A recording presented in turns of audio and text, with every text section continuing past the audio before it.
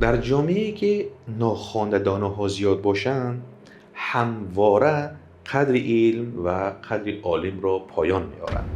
حضرت انوری ابیوردی یک شعر بسیار زیبا و مشهور دارند که بسیاری ها 4 مصری اولی آن را انتخاب میکنند و گویا که انسان باید همواره شوخی و هزل و مثلا حافظی بیاموزد تا اینکه پول به دست بیارد و اهل علم همواره به معاش و امرار معاش به یک معاش خرد زندگی خود را فقیرانه و مثلا عاجزانه میگذراند.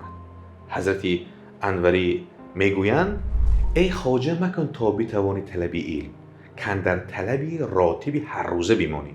راتب یعنی معاش، یک معاش معینه برای خوراک هر روزه. رو مسخرگی پیشه کن و مطربی آموز، تا داد خود از کهتر و مهتر بستانی. نه گوشه کنج و کتاب بر عاقل، بهتر زی بس گنج و بس کامروانی.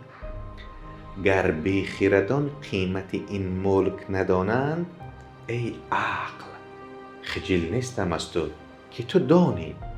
فرعون و عذاب ابد و ریشه مرصع، موسی کلیم الله و چوب و شبانی. این پارچه های شعری از انوری ابیوردی با یک نگاهی تنقید آمیز و هشدار دهنده به جامعه جایگاهی حقیقی علم را یادرس میکند. شاعر در پس منظری تنقیدی جهل و تلاش‌های بی‌ارزش روزگار مثل طلبی راتبی هر روزه تاکید میکنند که حقیقت علم محک اساسی کمالات انسان و پیشرفت جامعه است. با یک شیوه حکمت آمیز میگویند که علم را همواره باید جستجو کرد. کتاب و گوشه خاموشی از گنج بهتر است. در بیت پایانی مقایسه رمزی فرعون یعنی ثروت دنیا و موسی پیغمبر دانشمند و راستگو را نیز نشان میدهند که نهایت پیروزی حق با دانش و معرفت است، نه با ظاهر و زور.